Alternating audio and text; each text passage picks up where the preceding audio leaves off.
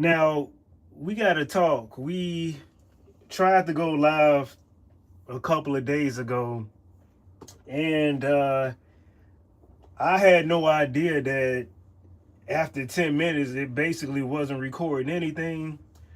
So, what I've decided to do for at least the next couple of lives is to just go live in this greenhouse because I know that in here it at least works, right? So, that's why we're going live in here.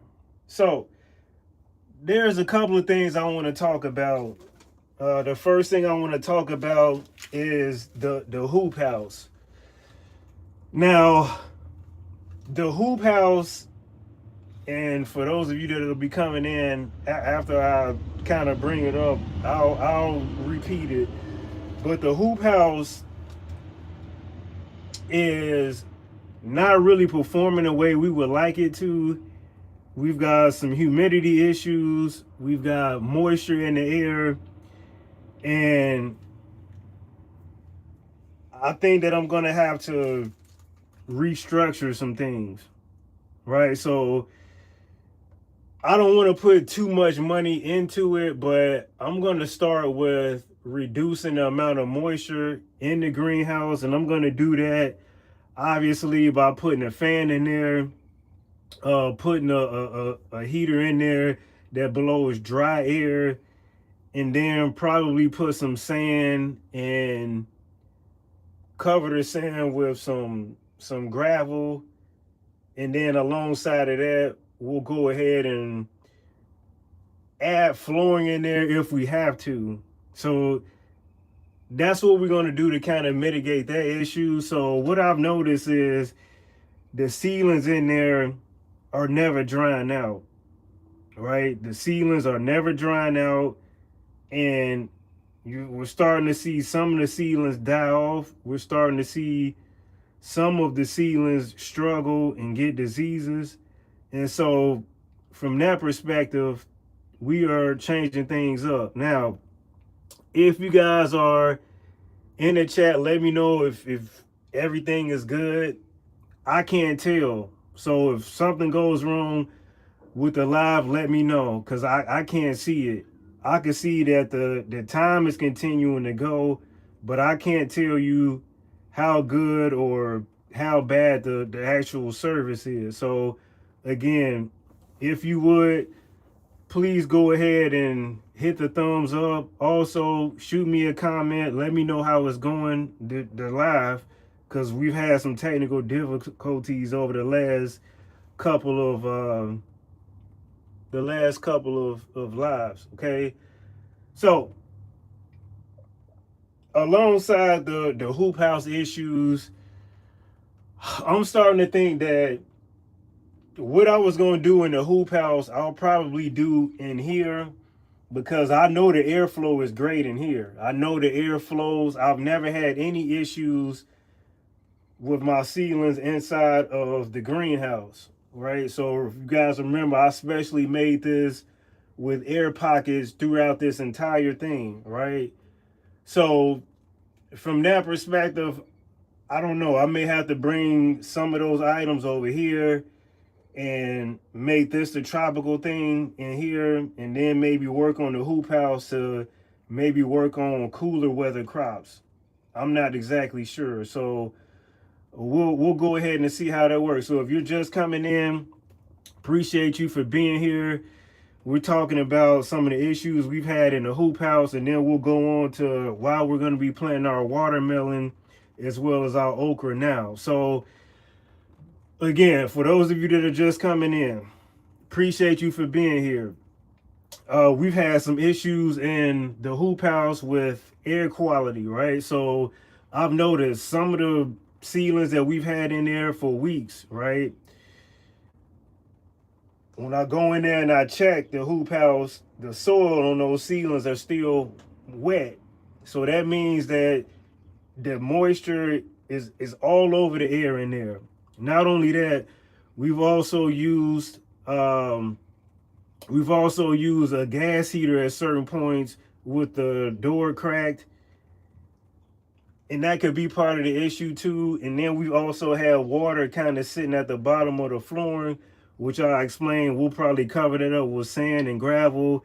And if we have to take it another step inside the hoop house, then I'll build some flooring over the water. Okay. So what is this? Hey, how you doing? I'm doing pretty good. How you doing, King Ghost? So what we're doing in here is we're going to be planting some watermelon and okra. And again, I'm in grow zone 5. I know a lot of you are probably thinking, why am I doing this now? Well, here's what happened last year. Last year, everything that had a vine got pretty much decimated by the vine borers. So we're talking watermelon, although some of them did survive. Mostly all of the pumpkin got destroyed. And so what I'm going to do is I'm going to plant the okra as well as watermelon today. And so by, I would say, the middle of May, we'll have watermelon, because in here or the hoop house, if I can get that kind of straightened out, I'm going to have it nice and heated. That way we go ahead and get the ball rolling before those insects start to come out.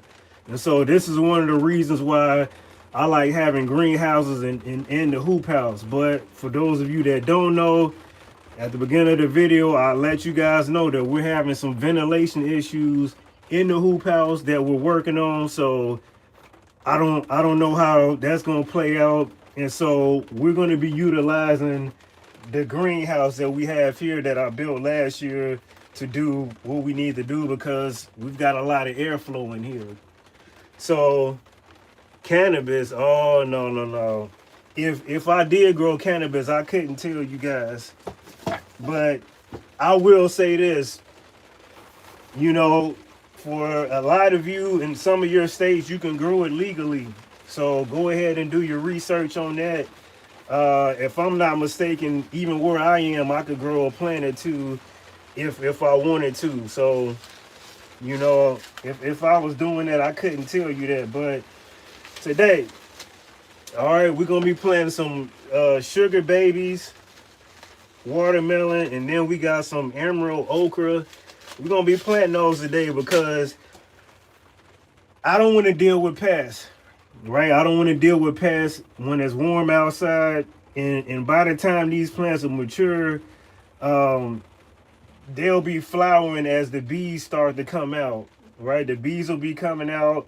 I'll open it up, let them come in here and pollinate. Or if I'm feeling uncomfortable about the vine borers getting in here, then maybe I'll just hand pollinate them myself. But again, I want to get the ball rolling. I don't want to start planting the watermelon in May and June, and then when they start to grow and mature, here come the vine borers taking over. So I dealt with that last year. And so this is one of the reasons why greenhouses exist too. Not just for, you know, getting your garden started. If you're dealing with some serious pest pressure like we did last year, we want to start to utilize the space that we have, and the greenhouses is one of them. So you can see I got some sugar baby seeds here, and I'm gonna just go ahead and start to plant them. So for those of you that are just coming in, this March, you know, we are what, 2 weeks away from spring. Some of you are already in spring, depending on the grow zone you're in. Now by calendar, I know we're technically not in spring for those of you, even if it's warm. But you know, it's time, guys. It's time to really get in the garden, get things going. So let me know in the comments, what do you guys have going on this week for your garden? Or you just gonna totally wait till it's warm outside? Let me know in the comments. I know a lot of people don't like getting things going in the cold. If that's you, let me know in the comments. Let me know exactly why that is for you. I'm interested to know why. Okay.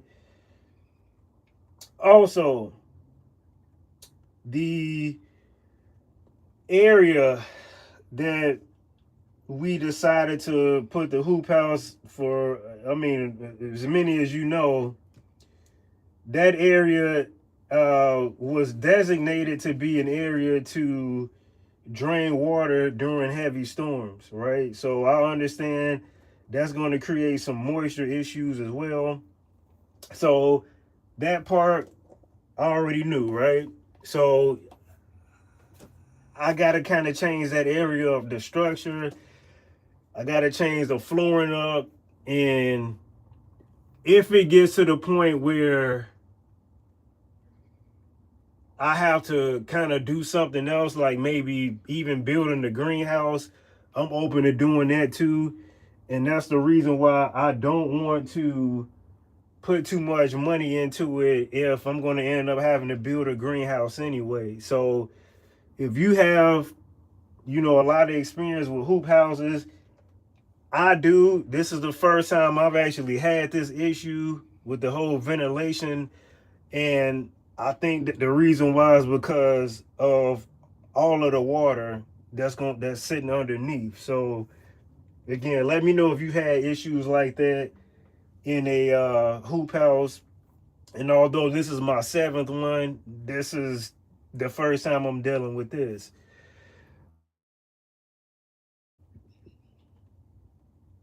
Let me know what you guys are planning to grow this particular week, as I know that it's crunch time. You know, in a couple of weeks, many of you are gonna be able to buy all the plants you want from Home Depot, Menards, and Lowe's. And this is the same thing these manufacturers are doing right now. The manufacturers are planting your seeds for you, okay? But again, I want to get produce early. I want to avoid the pests. And so this is the reason why I'm doing this now. So if you uh, have ever grown outside of the normal times, let me know how that's going for you. Maybe you like to grow indoors. If you dealt with a lot of pest pressure the year before, let me know how that turned out for you. Okay, so if you're just coming in, appreciate you for being here. Please hit that thumbs up. And yeah, we're just chatting gardening. So any questions you have for me, guys, please put them in the comments. Okay. So if you're wondering what I'm doing, you're just coming in. What I'm doing is, as I'm spilling my okra seeds, I'm planting okra and I'm planting watermelon because last year we got hit pretty hard with the vine borers, right? Everything that pretty much grows on a vine last year, aside of tomato, obviously got decimated. And we want to go ahead and get a harvest before those vine borer really come out and start to wreak havoc again. So we want to come away from that. We want to be proactive, and sometimes you gotta do it early, right? And that's what we're doing this year. We are, getting a step ahead because I love watermelon. I love, growing pumpkin, not necessarily to eat or anything, but I sometimes I get tired of the pests, and to kind of get around that, you gotta plant early in an environment that allow you to do so, like this greenhouse. And so sometimes you gotta spend a little bit of money in order to be able to grow in a climate like I'm in, right? So again, I'm in a cooler grow zone, and so I have to do stuff like this sometimes to avoid pests. Even when it comes to my collards and cabbages and whatnot, a lot of times I'll grow those early too. I'll get them outside super early. That way, as it on the warm days, it's going to grow. On the cooler days, yes, it's going to go dormant. But you know, I don't like dealing with pests if I don't have to. I don't want to be having to worry about neem oil and doing all these remedies to keep them away, if I can go ahead and get a harvest early. So again, sometimes you got to get things going early. So if you're just coming in, ask me some questions, guys. Anything you want to know, anything you want to talk about. So far we've spoken about the issues we're having in the at the hoop house. Are you going to cover any of the plants with the spawn poly fabric? Actually, you know what? So what we're planting here, I got a top for it. I thought this was cool. I got it from the Goodwill for a couple bucks. And so I put it on like this. And then if it needs air, guess what? I just flip it open like that. Then the air can flow in and out of there. And so when I saw this at the Goodwill, this is exactly what came to mind, right? I can flip it open if it needs air.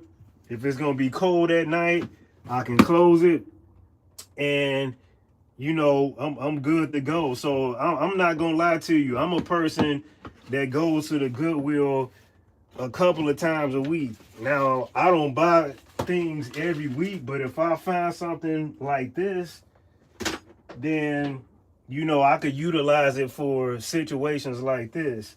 Now, yes, ideally I could use this plastic and cover these up, but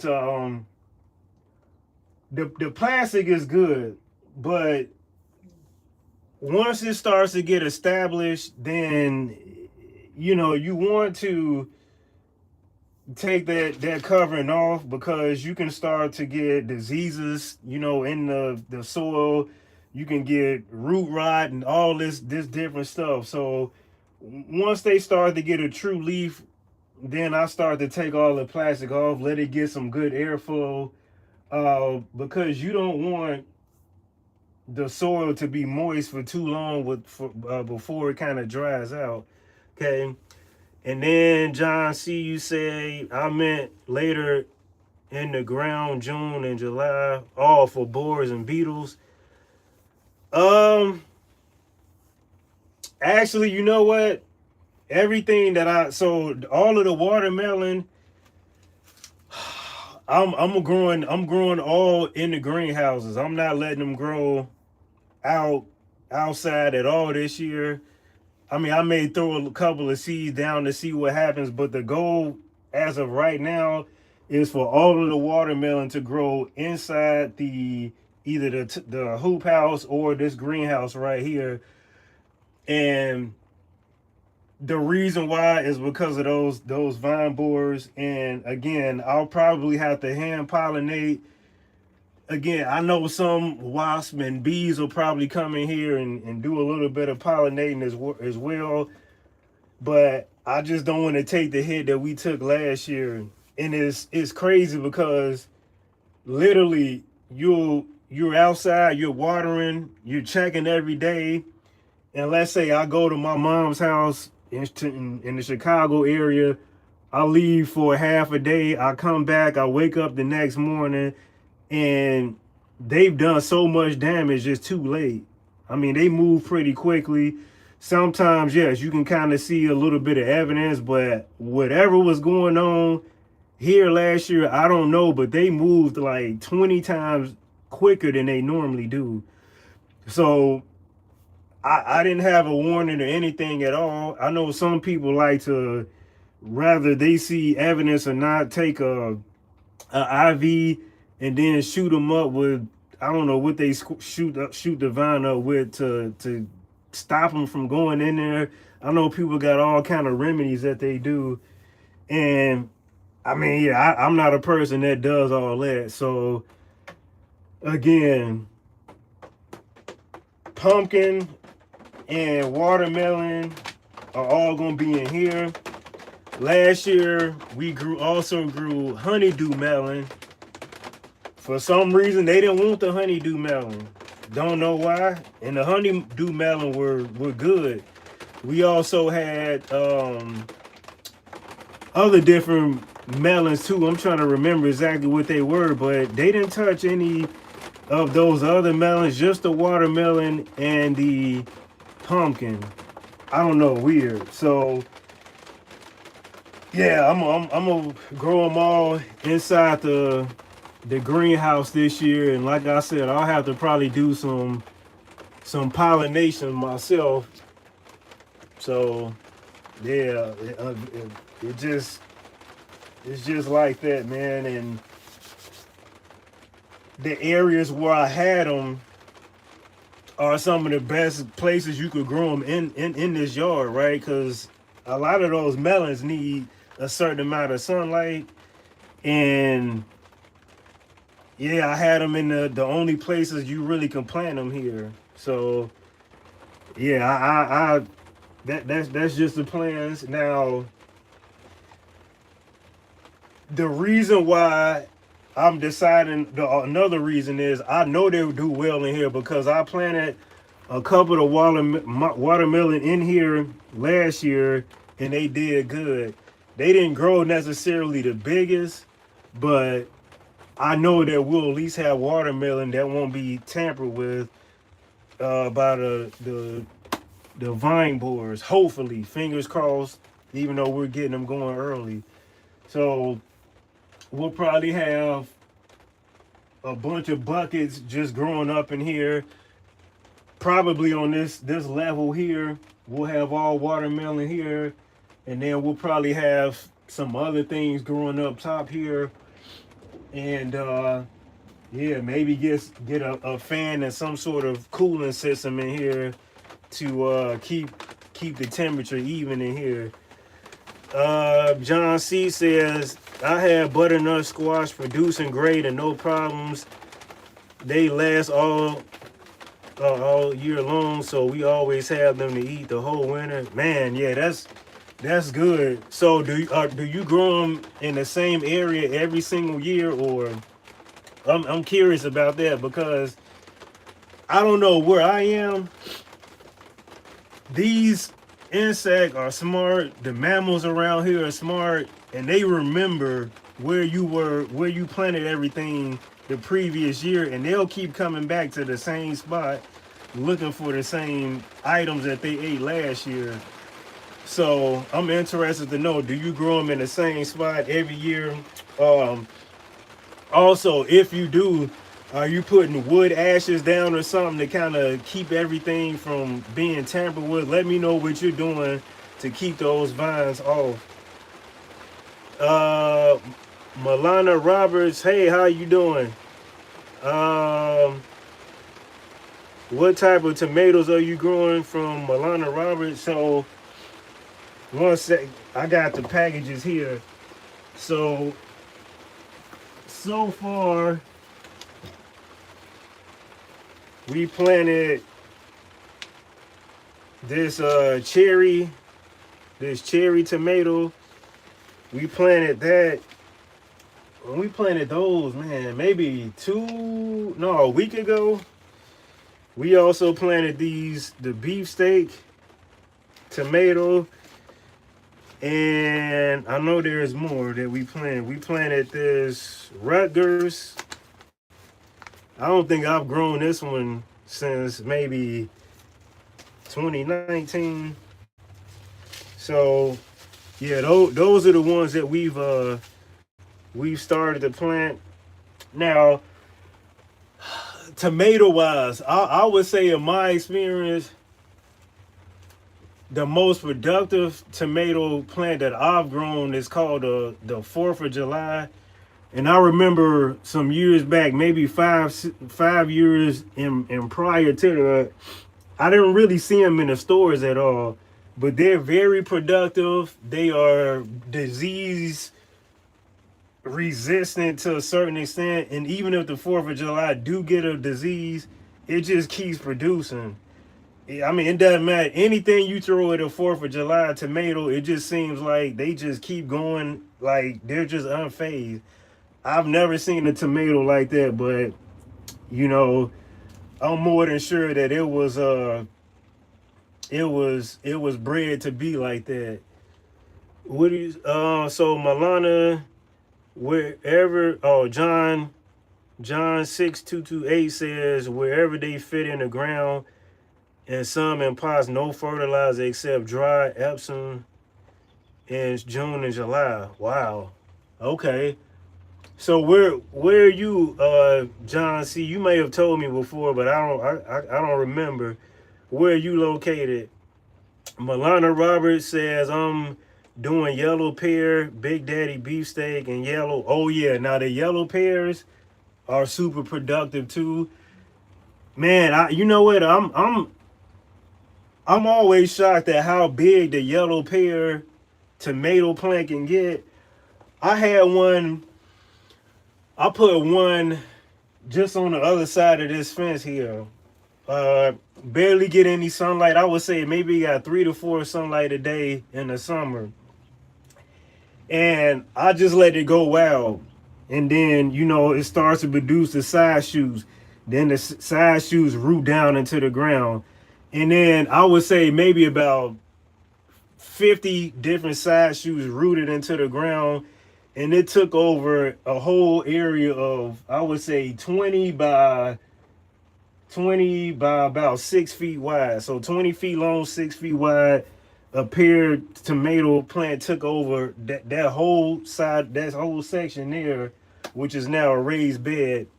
So yeah, if you forget about it for a couple of weeks, you can come back and that thing can beat and took over. So you got to keep your eye on those. So yeah, the beef steaks, I like those too. A lot of people like eating those on. I know the new. Oh, so you're in North New Jersey.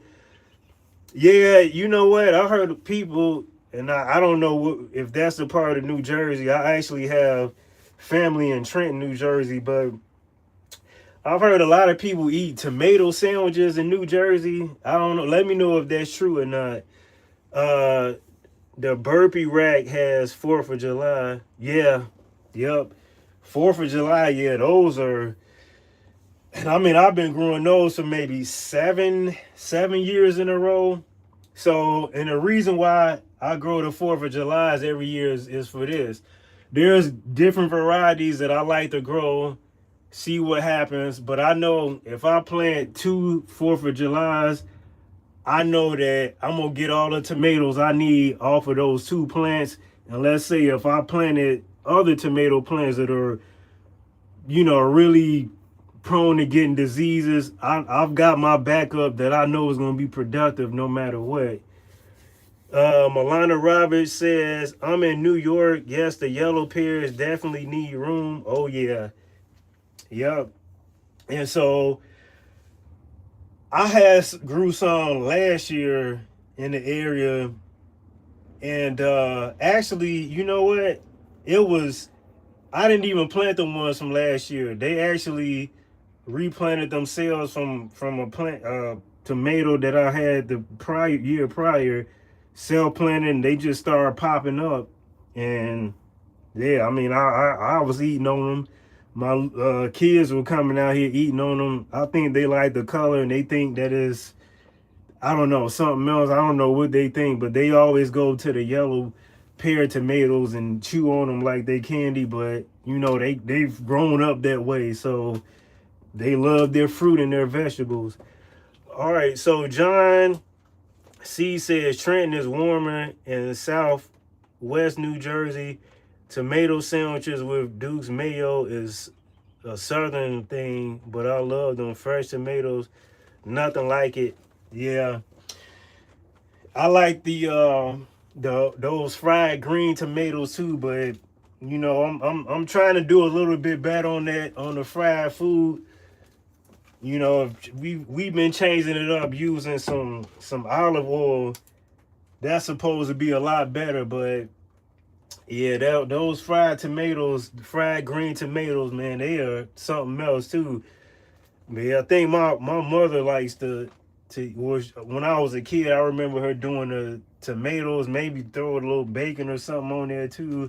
I can't really remember, but yeah, there's so many different sandwiches you can make with those tomatoes. I mean, and especially like you said with those beef tomatoes. I mean, those tomatoes can grow I mean, bigger than hamburger patties, right? So John C says my aunt is in Cicero now, but when in Griffith, they had a huge tomato growing garden. Cicero, okay. Yeah, there's actually an area in Chicago, Cicero. There's a street, and then there's a town also in Northwest Indiana that's called Griffith. So those names are kind of ringing a bell from different states. But yeah, and I'm trying to think the last time I was in New Jersey, which you guys call it the Garden State, right? I saw some beautiful gardens. I saw sunflowers everywhere. I saw, well, we're talking like there was a town called Ewing, I think is like right near Trenton. I mean, they had some beautiful gardens. And yeah, I mean, sunflowers were everywhere, all kind of different trees blooming and different fruit trees everywhere. Cicero by Indy. Oh, okay. Okay, yeah. Oh, okay. I know what you mean. Okay. Yeah. Yep, I know. Yeah, not that far from where I am. Cicero, Indiana. I'm trying to think how far it is. So, I'm actually on the northeast side of Indy. I don't know if you know where McCorrisville is or Greenfield. So, I'm like in that area. So, I'm like by a bunch of farms, and the crazy thing is now these farms have been sold to these corporations, and it's just sad to see all of these farms go away. I mean, I know they're giving them a lot of money, but it's just sad to see all of these farms just go away to these big companies like Amazons and Walmarts. And but that's just the way things are. So now if you want some good land, you got to go even further out than where you think you should be, because they'll come in and buy up this land and just, yeah, tear everything down. It's kind of sad. John C says they really do grow a lot of produce here in garden center plants, despite what they make fun of New Jersey about on TV. Not all concrete. Yeah. So how far are you from Princeton? Is that considered like northern New Jersey, or is that central? I can't remember. I also remember, I want to say maybe 10 years, no, maybe more than 10 years ago, I've got a cousin there. We went to Atlantic City, so I remember it wasn't that far of a ride going from Trenton to Atlantic City. And of course, he wanted to go to the casino. So John C says all my cousins worked on farm stands. Princeton is central. Okay, all right. Yeah, I gotta get my mapping correct. It's been a while since I've been there. But yeah, I love to go back there. There was this event there that they called is it a cabaret or something like that? Something I've never heard of, but it was kind of like a party or something. But yeah, maybe that's a New Jersey thing. I'm not really sure. So for those of you that are tuned in, if you've ever built a hoop house, have you ever had any ventilation issues? If you did, how were you able to fix those? Did you just simply put a fan in your hoop house? How did you maintain drier air in your hoop house if it's had a lot of moisture inside? Let me know in the comments. John C says trade shows in Atlantic City. I went fishing. Do they? So yeah, on the coast there, do they? I've heard people getting marlins and all kind of stuff on that area. I don't know if that's true or not. people were pulling my leg saying that, but let me know in the comments. Fan at roof edge, opposite door open. Okay, all right, I'm gonna try that. Cause unfortunately, where it was built at, in the last couple of years, I've tried to fix the draining in that area. Cause you know these newer houses they build kind of have that backyard where it pushes all of the water to sit in a specific area, and so yeah, I gotta figure that out. And like I said, I'm going to put some sand and then put some gravel down. Hopefully that'll kind of tighten up on the moisture. And then I'm gonna do like you said, put a fan in the back, there. So yeah, I'll go ahead and do that. I'm just kind of afraid now to put my seedlings back in there. So yeah, I think for now I'm gonna keep most of the seedlings in here or in the inside of the house, and then fix this whole ventilation system in the hoop house, and then kind of proceed from there. So John C says tuna and shark fishing, marlins are uncommon and expensive and dangerous fishing. Yeah, I know they do that more so in like, is it the Carolinas all the way down through Georgia and Florida. I think a lot of people talk about that. Screen door open, wind open to eliminate insects. Okay, I got you. So yeah, what I'm trying to figure out now, I also had a gas heater in there for a little bit of time, and I'm wondering too, does that build up so much carbon dioxide where it'll have an impact on the seedlings too? I'm just kind of wondering. But like I said, I've never had these issues with a hoop house before, and so I do understand this is where I have it. I'm more than sure a lot of that water sitting at the bottom probably has an impact on it too. Marlin and swordfish populations declining. I won't go. Yeah. I mean, I've been seeing a lot of people fishing them too. So, you know, I've seen a lot of people fishing marlins on Facebook. So, yeah, I'm not surprised about that. All right, so if you're just joining in, yeah, we're just having chats about some fishing and fixing ventilation issues inside a hoop house in your garden. Also, I've started to plant the watermelon and okra. And the reason why we got the watermelon planted is because of some issues we had with vine squash borers that decimated our pumpkin and our watermelon. So we got the garden cats keep pacing back and forth. I guess they want to come in, but I usually don't let them in here until things are fully mature in these beds down at the bottom.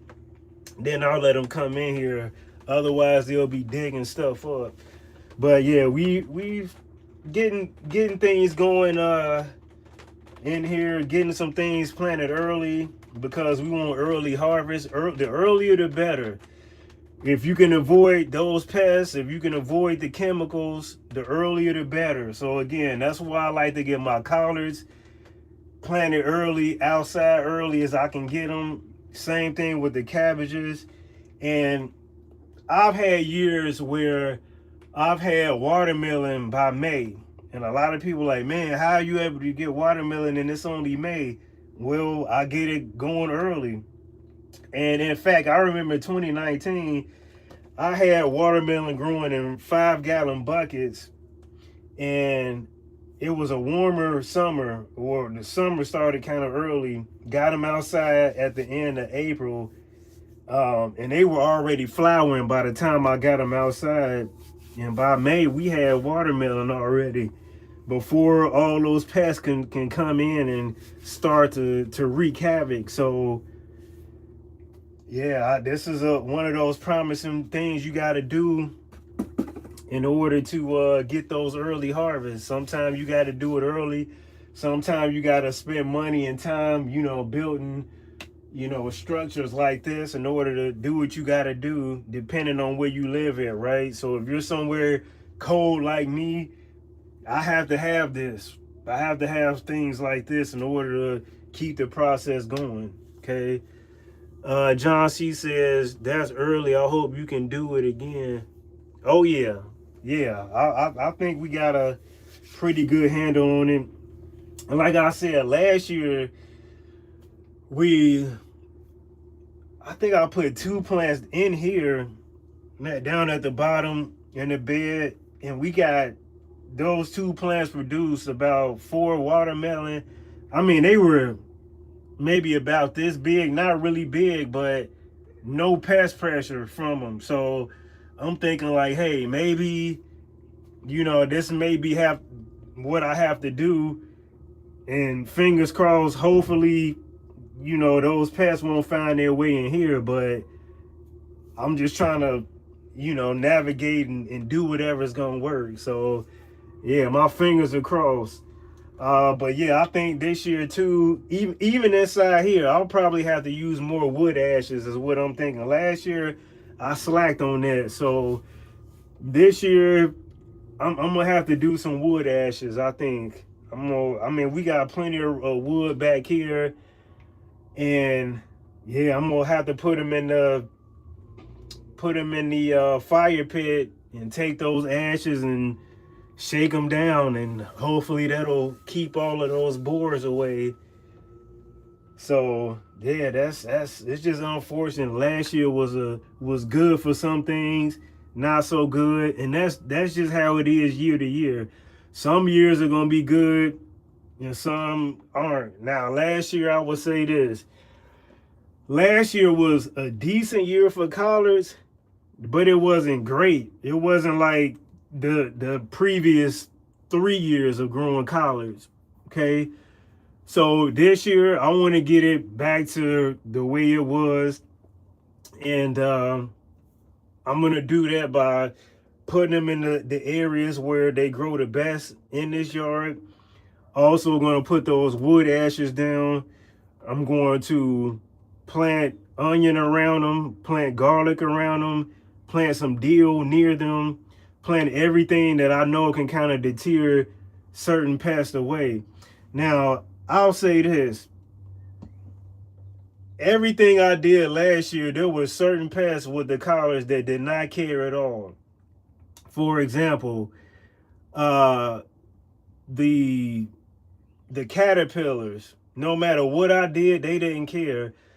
I remember even putting deal over the collards, and guess what? The caterpillar came and they ate the collards, they ate the leaves on the tomatoes, and they ate the dill. They didn't care. Now, I don't know what kind of caterpillars these are, but they didn't play last year. John C says the disappointment when waiting and suddenly everything is gone. I had groundhog and raccoon destroyed huge amounts one year. Oh yeah, they will. Now, we actually have a family of possum that live. So I don't know if you guys have been here that long. So we actually have a shed on the opposite side of where we are now that I turned into a greenhouse, and I'll probably use that a little bit more this year. But underneath, there's a family of possum. Now, the only thing that I know that they've eaten is we had this tomatillo plant. They'll eat that, but they didn't really mess with anything else. Now, we have raccoon over here, and the only thing that they eat is the corn. So right behind here, this fence back here, last year, I had maybe 12 corn plants, grew, beautifully nice, heads of corn, and I actually got a couple of them, got to get to a couple of them, but the rest of them, the raccoon came and ate them all, And the reason why they know what it is because maybe I would say a quarter, maybe about a third of a mile across the way here, there's a farm that grows all corn. I'm hoping this year they'll do soybean, but the raccoon are used to eating their stuff. So then when they cut it down, they'll come over here and eat our stuff, or a lot of times we'll have our corn before they really even get going over here. Even my corn, I like to get those out super early. And they'll come over here. They know exactly what it is. They'll come and eat it all up. So this year, I'm going to get them outside early, maybe like the end of April. And usually they can take the hybrid that I have can take a little bit of a frost. So I'm going to grow them over here behind this fence here again. And then I'm going to cover them up with some fencing. That's what I'm going to do. Now, it's not going to be like this little chicken wire fencing. It's going to have to be some real fencing because the chicken wire, they take that as a joke. They'll just pull it, tear it off. In fact, and I may have told you guys this before, we had chickens maybe 6 years ago. Had built a nice chicken coop. I put the chicken wire on there. I mean, bolted the netting on there. Raccoons didn't care. Tore it straight off. Will put their arm in the chicken coop and just snatch the chickens out that they wanted. So raccoons can wreak a lot of havoc. I'll say that. John C says swallowtail caterpillar eat dill. Tomato horn eat tomato leaves. Some years nothing. Okay. Yeah, because I do remember one time, I think this was 2019 as well. And at that particular time, we had a house similar to this one. And in the backyard, there was like a drainage pond. It was a pond where all of, the rainwater came and drained. And I remember I went to my mom's house in the Chicago area. We came back, kind of like the issue we had with the vine board. We came back maybe 12 hours later, wake up the next morning, drive down. I mean, we had a head of cabbage like this, and actually it was this variety here. Let me pull it out. Nah, did I bring the package out? Yeah, it was this one. It was this fairies round Dutch. Okay. I mean, huge head, maybe about 20 pounds, maybe 15 pounds.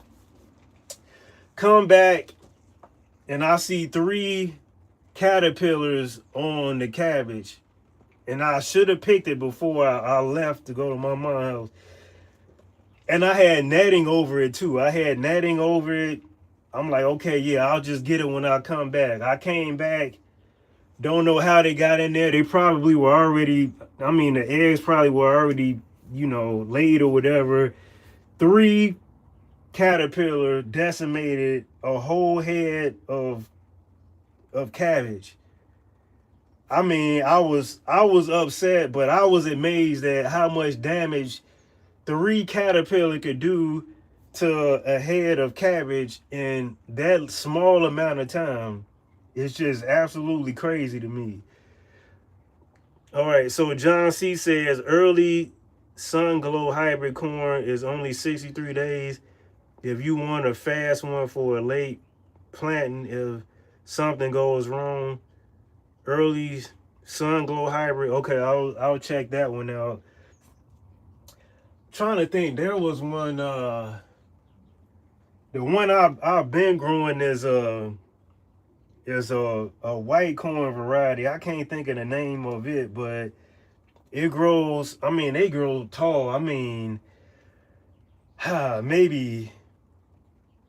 I mean, I've had some grow as high as maybe 13, 14 feet high.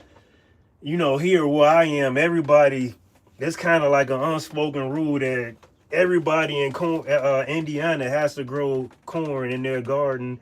It's just like an unspoken rule, right?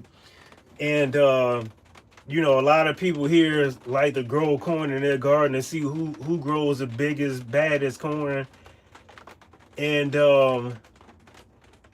yeah, I would say, yeah, most variety of corn grow very well here because it gets very hot. So yes, it gets very cold here.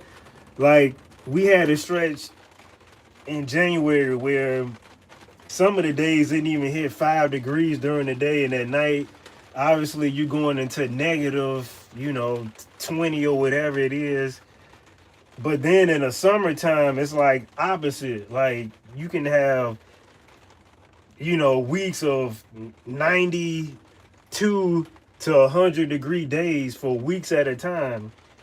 And so corn does very well here.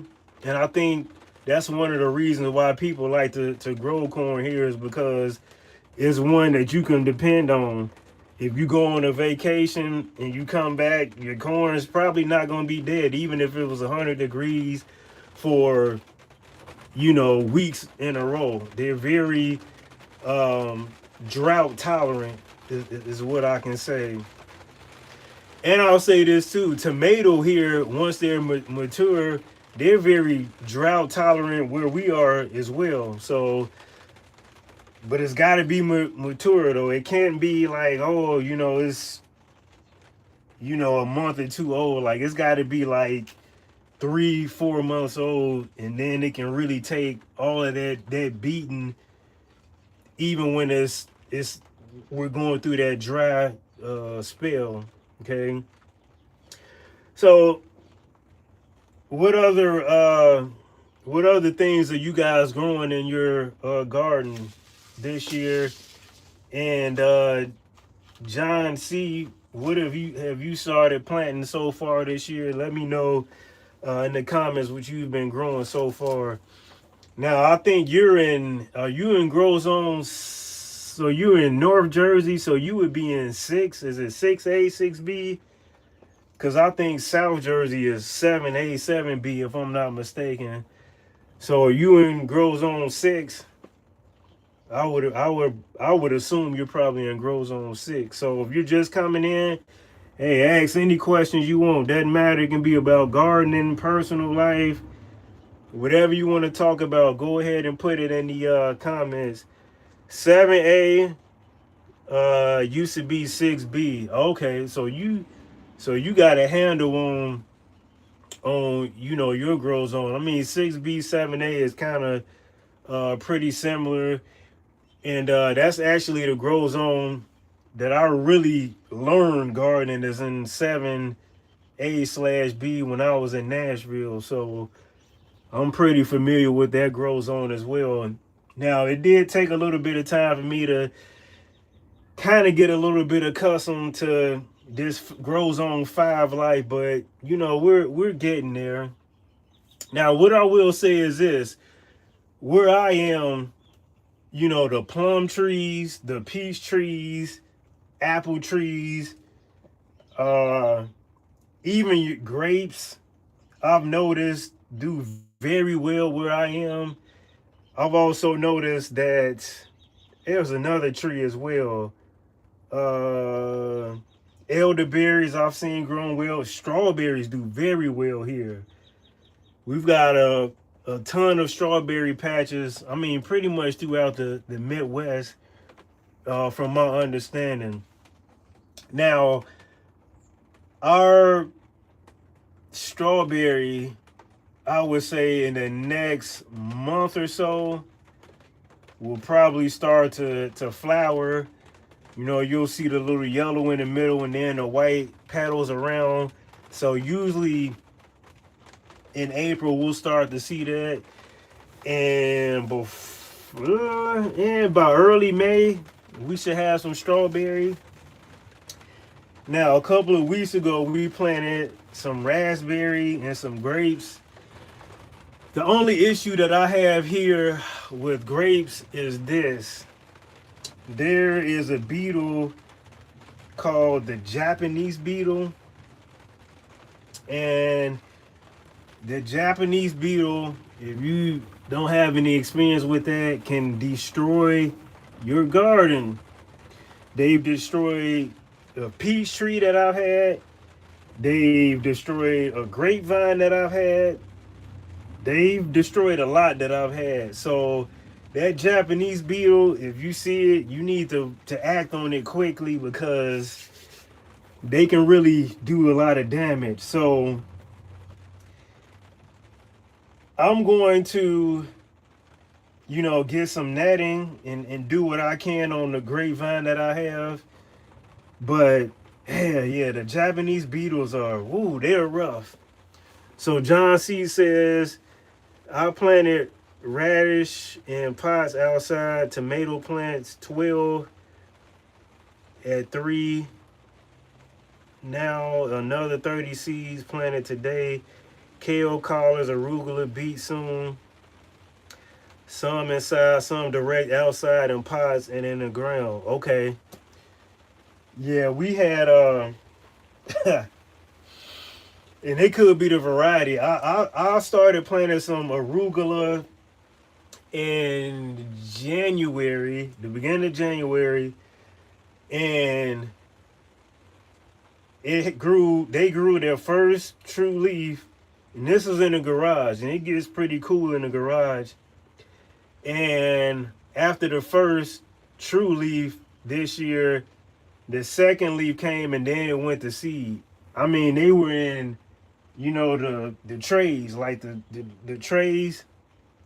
Never seen nothing like it. So I think what I'm gonna do is I'm going to do arugula again and just self plant them. I'm gonna self sprinkle them into the ground. They usually do well that way. They just do better for me where I am. Just self planting them, just sprinkle them and let them do what they gonna do, and they usually do fine. So again, I tried doing it indoors. Never do well indoors, even if I put them in a cooler climate indoors. Arugula for me is just a little bit funny. Now I will say this: the best success I've had with arugula was growing them completely in shade. So I remember it was 2020 or 2021. This was where we had a house that had about an acre of land, and I just sprinkled a bunch of arugula seeds, and I mean they grew big and beautifully. Got partial sunlight. I would say, when I say partial, I mean like actual full sunlight. May have gotten an hour or two per day, but it mostly was partial. And the most beautiful arugula I've ever seen. And I really neglected it. I didn't water them. I didn't do anything. I just sprinkled the seeds, and they just, sometimes just leaving things alone just work best. I even remember a collard plant that I grew last year just popped up out of nowhere, and I said, I'm just gonna let it see what it does. Ended up being the biggest collard plant I've ever grown, and I didn't do anything. I neglected it. So it's interesting how something neglected can end up just doing so well. So sometimes we just gotta learn to leave things alone. So John C. says, Japanese beetle was introduced into New Jersey in 1926 from imported azealias and pots to a Southwest nursery. Wow. Now they are uncommon here. After the giant population in the 80s, they are hard to see now. Arugula is a spring and fall cold weather plant, but they can look good longer in the morning sun with flower stalks cut off. Kale here lives 3 to 5 years. Wow. Now, I've had kale last here throughout a winter, but for some reason the kale here, or the least of variety, maybe it's the varieties that I've had, they always will last. Were the ones that will last, and then they'll flower. I don't know why. They'll, go into those, they'll flower and produce the pods every year if they make it. Now, I'll say this. Um Something else was on my mind. Kale, the collards are the same way here. I would say, yeah, all the brassicas here just, I don't know. I don't know what it is. They'll make it, but then they'll just go to seed. Now, all of the kale that we had in the ground from last year, they all died. I mulched them up good and everything, but I'm assuming that 3 weeks of that Arctic blast that came left it with absolutely no chance. Okay, so Syria, how are you? Says I'm going to pot up some ginger tomorrow and keep them in the house until the weather breaks. And I'm going to plant some white potatoes tomorrow. Zone 8A. Okay. So ginger is one thing I haven't grown. Someone asked me about that a couple of weeks ago. And yeah, I gotta that's on my to-do list for this year. What I will ask is this: when's the best time to plant them? Because I don't know the ginger. Let me know when's the best time to plant them. Again, I know I'm in grow zone 5. I'm not in grow zone 8. But for you, when is the best time to grow them? Is it like early spring, or does it like the hotter temperature? Let me know. Uh, Kale, yeah, that kale living 3 to 5 years. That's crazy. I think I don't know, and I could be more disciplined too. I can grow kale and plants, I would say, and if I brought them in indoors, I think they would probably do well, and I could probably get more out of them. But I think I need to be more disciplined on taking care of the kale better, and maybe I'll make that a thing to see if I can keep the kale just just going right. So I'll throw that on my to-do list. John says I eat the flowers in new seed pods. Russian red kale is the best for keeping along over. Okay. Yeah, we actually had some. We planted some last year, and I wonder if they're still alive. So I'll check that after this video. Check and see if they're still alive. But at the way I'm glancing right now, I don't think they made it through that Arctic blast either. From what I can see, I could be wrong, but I'll check them out for certain. Uh, so yeah. Now, one thing I do want to do this week, just out of curiosity. So you guys know that I stuffed the bananas with leaves to overwinter. I'm going to be checking to see if those bananas are still alive. And if they are, I'm going to take them and put them in pots, because I don't know. I'm just curious to see. I just want to know if they made it. Now, I can't wait until May. I can't wait, until June or whatever. But I don't want to waste that space. If I can get something else there, if they're dead, then I would prefer to just go ahead and move them out of the way. And so I'm going to be removing those leaves sometime this week if it ever stops raining. And we'll check out and see if that method works, right? So there's one over here that I have. I mean, there's a pile of leaves over there, banana, maybe about 3.5 feet high. And then the one right behind the house here maybe got 2.5 feet high. And I'm going to see if those made it as well, maybe at a later date. But I'm just curious to see. John C. says, cut the flower stalks immediately. If it branches and sprouts from the sides, you get more leaves by fall. Okay. I'll go ahead and check that out. till the weather breaks. So for those of you that are here, potatoes. Let me know what your process is of potatoes.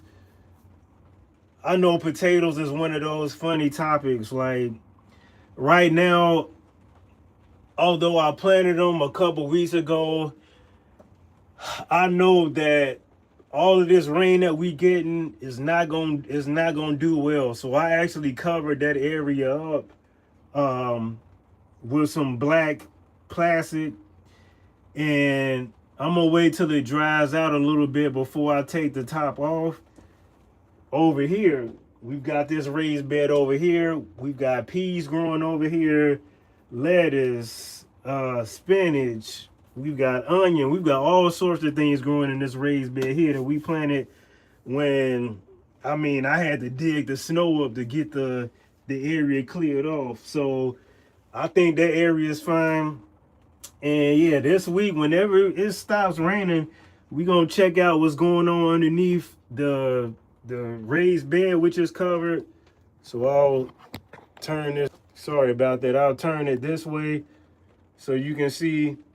So yeah, this area over here is the raised bed. Sorry about that if I went out. The raised bed, you can see we got it covered because we had another cold front that came.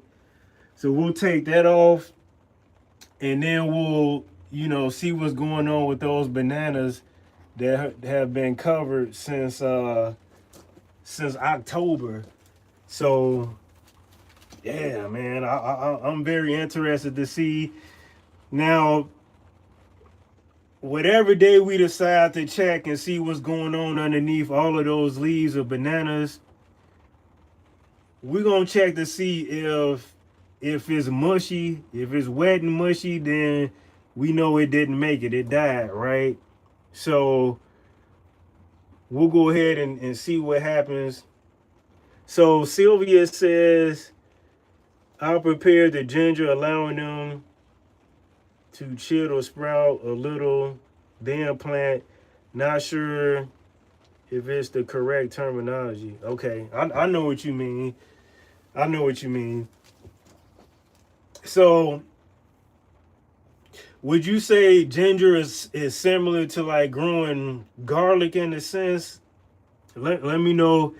Now I remember the first time I tried to go grow garlic, and this was a long time ago. I was a newbie, and this was my first interaction, my first experience with ginger. So, a lot of people that are new, they'll get out, wait till it's hot outside. So I put the ginger in this pot. It was a pot like this one up here. I don't know if you can see it. Okay, so I had a couple of cloves of ginger in one of these pots. This was many, many years ago.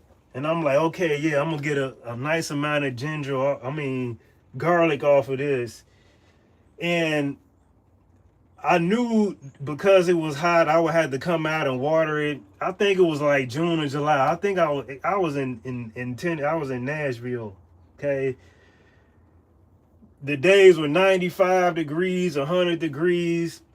And then the third day I came out and it died.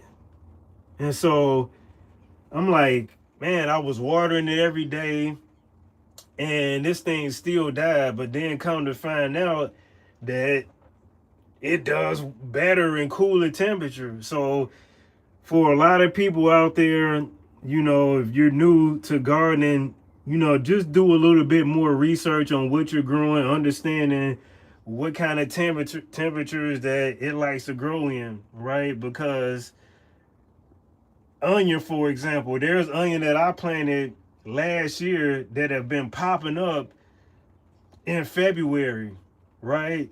Bulbing very nice.